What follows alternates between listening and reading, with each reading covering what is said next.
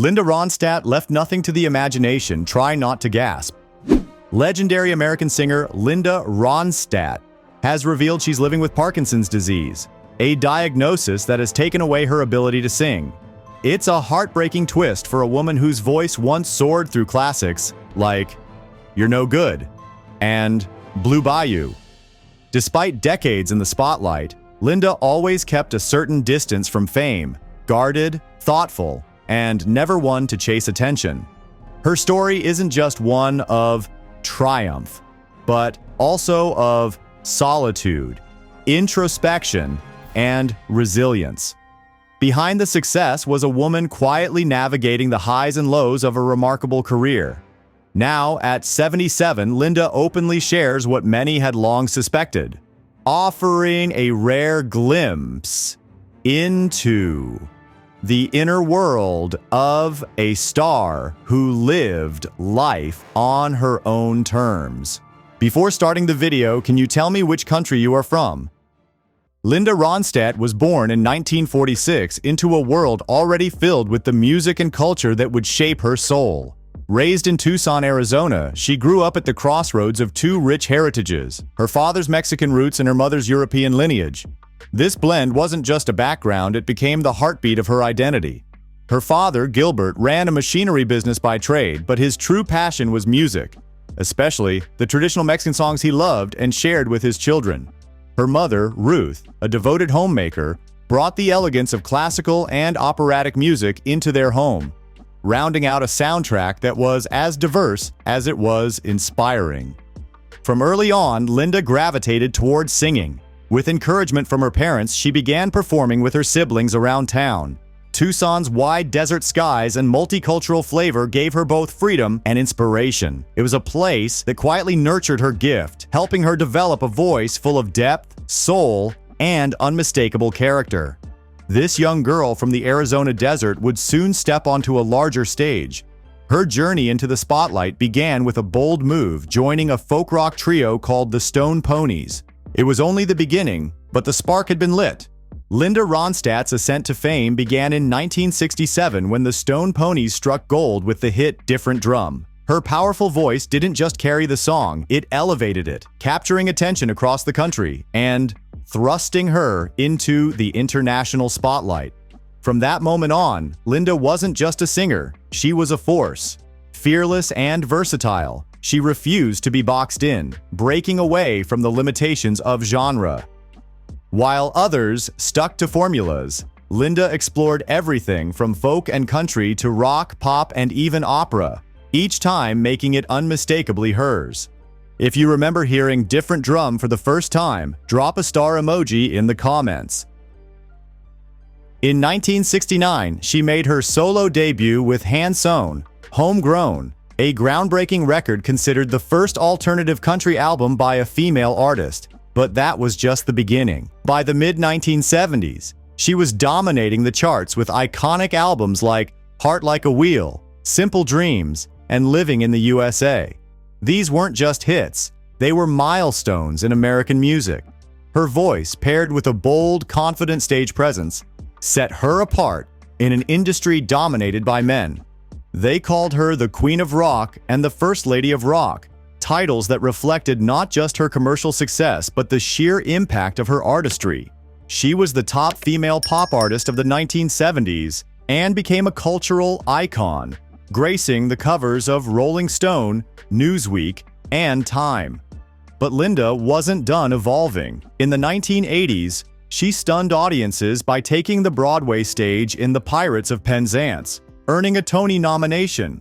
She defied expectations again by teaming up with classical giants like Philip Glass and Nelson Riddle, proving her voice had no limits. Her musical output in the 80s was staggering. Albums like Mad Love, What's New, Canciones de mi Padre, and Cry Like a Rainstorm, Howl Like the Wind sold millions, solidifying her as one of the best-selling artists of the decade. But behind the spotlight was a woman constantly pushing against the current. Linda faced sexism, industry resistance, and the isolation of life on the road. She often spoke candidly about the emotional toll, the long tours, the judgment, the loneliness. Still, she never backed down. Her resilience became just as legendary as her voice.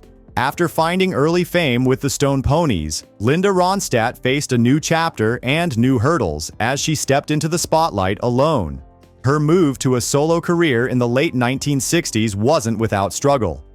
Still under contract with Capitol Records, she released her debut solo album, Hand Sewn, Homegrown, in 1969.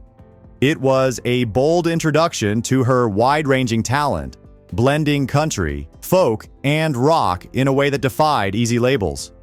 At the same time, she stayed busy contributing to various projects, lending her voice to Easy Rider and Super Session, and even singing a quirky jingle for Remington Electric Razors alongside Frank Zappa.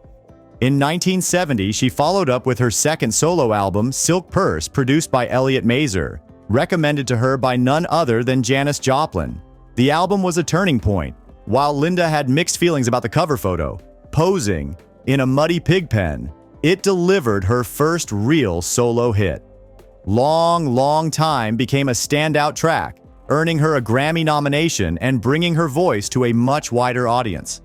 During this period, Linda teamed up with Swamp Water, a band that brought Cajun flair to her evolving country rock sound. They performed together on national television, appearing on The Johnny Cash Show, The Mike Douglas Show, and the Big Sur Folk Festival. But perhaps the most remarkable part of this era was the group of musicians who backed her in 1971: Don Henley, Glenn Frey, Bernie Leadon, and Randy Meisner. These four would go on to form the Eagles, but before that they were helping shape Linda's music, playing on her self-titled third album, which included a cover of Jackson Browne's Rock Me on the Water. Though the single didn't take off, it sparked a new chapter in Linda's career, marking the beginning of her collaboration and romantic relationship with producer John Boylan. It was clear, Linda Ronstadt was no longer just a promising talent. She was becoming a defining voice of her generation. Working with John Boylan marked a major turning point in Linda Ronstadt's career. For the first time, she stepped into the role of co-producer, taking more control over how her music sounded and how her voice was presented. While she had always been involved behind the scenes, Boylan helped her bring those creative visions to life in a way that felt more personal, more powerful. Around this time in 1971, she began talks with David Geffen about leaving Capitol Records to join his up-and-coming label, Asylum Records. It was a bold move, signaling her desire for a fresh start and more artistic freedom. She wasn't just recording during this era, she was everywhere. On stage, she teamed up with rising stars like Jackson Browne, the Eagles, and even the reggae pioneers Toots and the Maytals. Whether she was leading vocals on Desperado, strumming an acoustic guitar, or adding backup harmonies, Linda's presence was magnetic. Audiences were drawn to her not just for her voice, but for her raw, unfiltered energy. Critics began calling her the first arena-class rock diva, and her solo tours across North America became must-see events. But the life of a touring artist came at a price. Behind the scenes, Linda was wrestling with deep emotional exhaustion. In a 1976 interview, she spoke of the overwhelming loneliness that followed her from city to city. Surrounded by adoring crowds, she still felt isolated, trapped in what she called her girl singer suit. The road wore her down, not just physically, but spiritually. As one of the few women in a male-dominated rock world, Linda constantly faced sexism and power imbalances. She opened up about how people often tried to take advantage of her, how some didn't see her as a serious artist, but simply as a chick singer.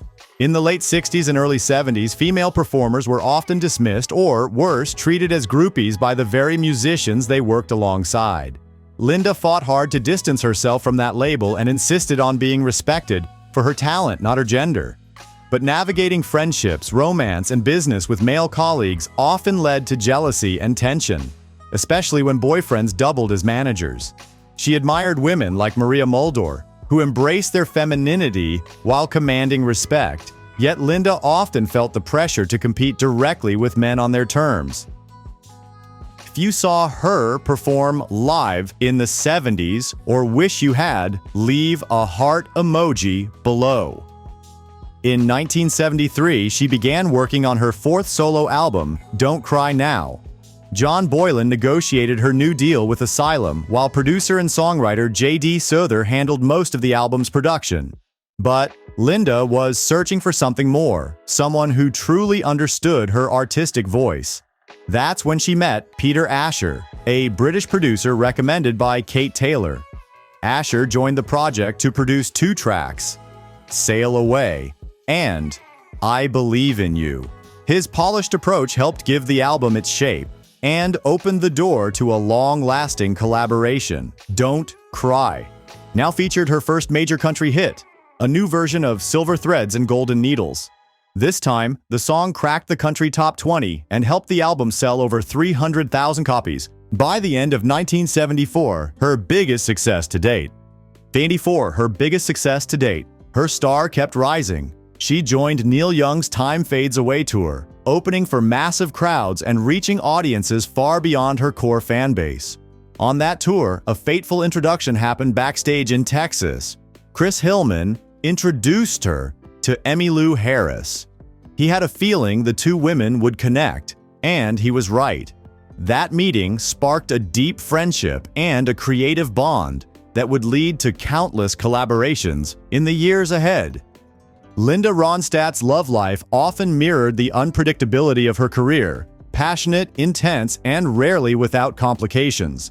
In 1970, she entered a serious relationship with producer John Boylan, a man who wasn't just her partner, but also a key figure in reshaping her musical direction. Their bond was both romantic and professional. For years, they lived together, sharing their lives and careers. But when they moved in under the same roof, things began to shift. Looking back in later years, Linda admitted that the closeness exposed cracks they couldn't repair.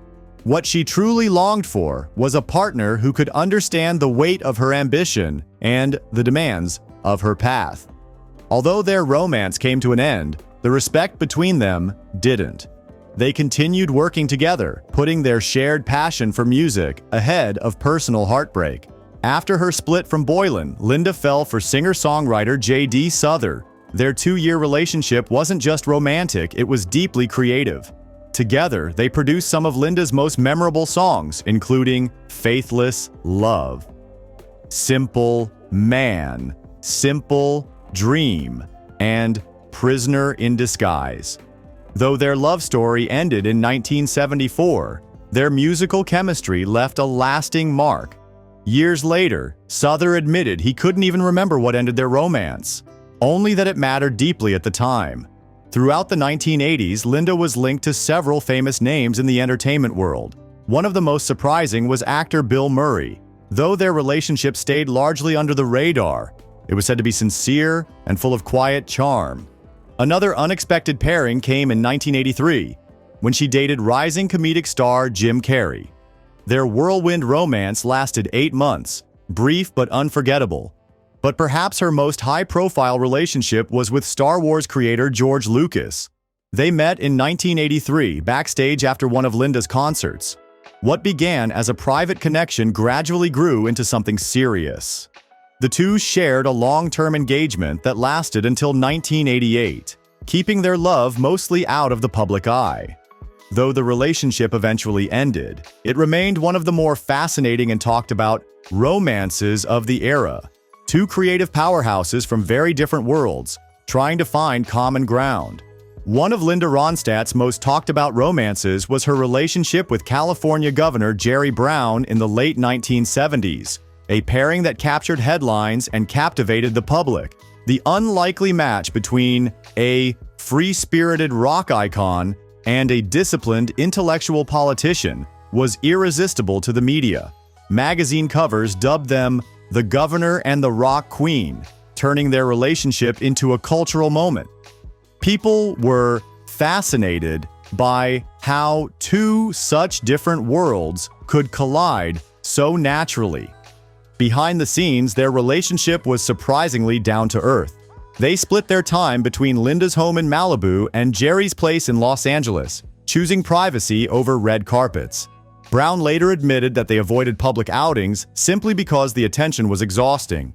Despite their fame, they preferred quiet moments over the spotlight. Though Linda Ronstadt spent decades commanding the stage, her personal life was grounded in quieter joys. She had always adored children, so when she chose to adopt, it felt like a natural step. In December 1990, she welcomed her daughter, Mary Clementine Ronstadt, and in 1994, her son, Carlos Ronstadt. Becoming a mother brought a new kind of fulfillment, one that shifted her focus away from the spotlight and toward the simple profound role of raising a family. Then came a devastating chapter.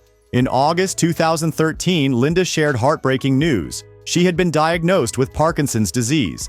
The condition had slowly stripped her of control over her vocal muscles, silencing the voice that had once moved millions.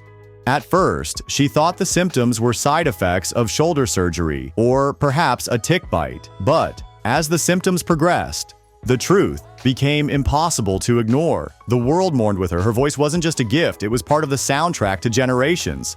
But the story didn't end there. In 2019, doctors revised her diagnosis. It wasn't Parkinson's after all, it was progressive supranuclear palsy, a rare and more aggressive neurological disorder, often mistaken for Parkinson's due to similar symptoms. The revised diagnosis explained the rapid decline in her mobility and the challenges that went far beyond her voice.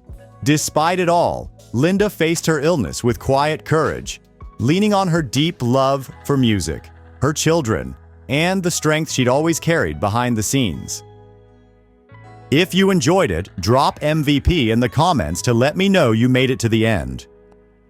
From a girl who grew up in the heart of the Arizona desert to an irreplaceable icon of American music, Linda Ronstadt has lived a brilliant, colorful life filled with both triumph and hardship. She is not only a golden voice with the rare ability to move effortlessly between musical genres, but also a courageous woman who dared to step beyond the boundaries of her time. Thank you for watching our channel. If you enjoy this video, don't forget to like, share, and subscribe so you won't miss any of our upcoming videos. See you next time and have a great day.